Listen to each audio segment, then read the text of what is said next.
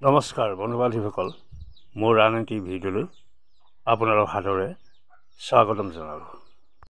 মৃত্যু হ'ল চিৰসত্য। জন্ম হ'লে মৃত্যু অৱধাৰিত। ইয়াক কোনেও ৰোধিব নোৱাৰে। কোনোবাজন আগত কোনোবাজন পাছত হয়। ই স্বাভাৱিক প্ৰক্ৰিয়া। হ'লেও কিছুমানজনৰ মৃত্যুৱে মানুহৰ মনত বৰ বেয়াকৈ সাঁচ বহুৱায়। আপোনজনৰ মৃত্যুৱে আকৌ বছৰ বছৰ ধৰি হুঁৱাই অন্তৰত কন্দুৱাই থাকে। আজিৰ ভিডিঅ'টিত হিন্দী ছবি জগতৰ কেইগৰাকীমান অভিনেতা অভিনেত্ৰীৰ অকাল আৰু অস্বাভাৱিক মৃত্যুৱে দৰ্শকৰ মনত আজিও হৰুৱাই তোলে।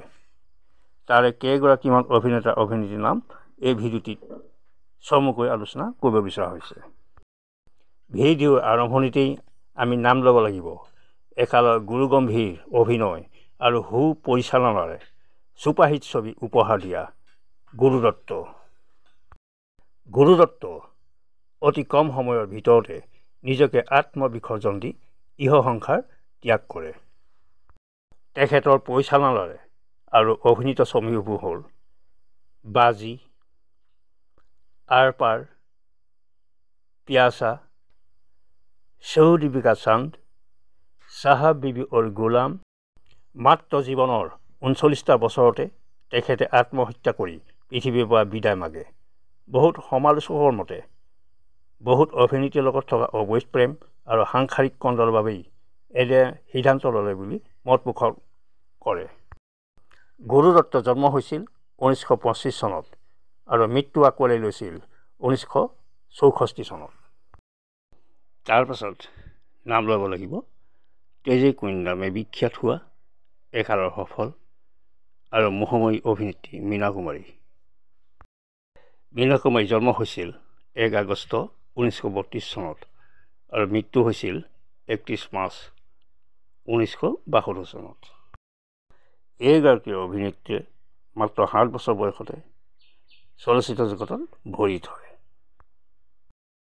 মীনা কুমাৰীৰ উল্লেখযোগ্য ছবিসমূহ হ'ল বেজু বাৰা, পৰিণীতা, য়েহুদি, কোহিনুৰ, দিল अपना अर्पित परारी, प्यार का सागर, साहिब बीबी और गुलाम, दिल एक मंदिर, काजल, फूल और पत्थर, दुश्मन, পাকিজা আদি।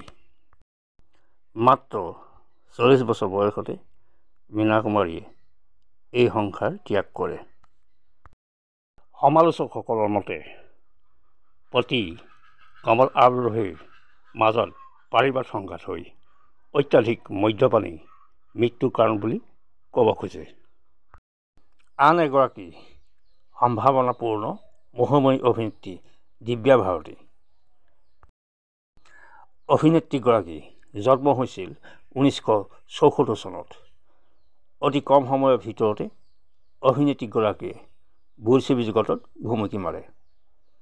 অভিনেত্ৰীগৰাকীৰ উল্লেখযোগ্য ছবিসমূহ হ'ল বিষাত্মা, শোলা और শবনম, দিৱানা, ৰং, শতৰঞ্জ আদি। 1993 চনত নিজৰ বাসগৃহৰ ওপৰৰ পৰা ৰাতি সৰি পৰি অভিনেত্ৰীগৰাকী মৃত্যুমুখত পৰে। অভিনেত্ৰীগৰাকী সেই সময়ত বয়স আছিল মাত্ৰ 19 বছৰ। অভিনেত্ৰীগৰাকীৰ মৃত্যুত হিন্দী বোলছবি জগতে এগৰাকী সম্ভাৱনাপূৰ্ণ নক্ষত্ৰ হেৰালে।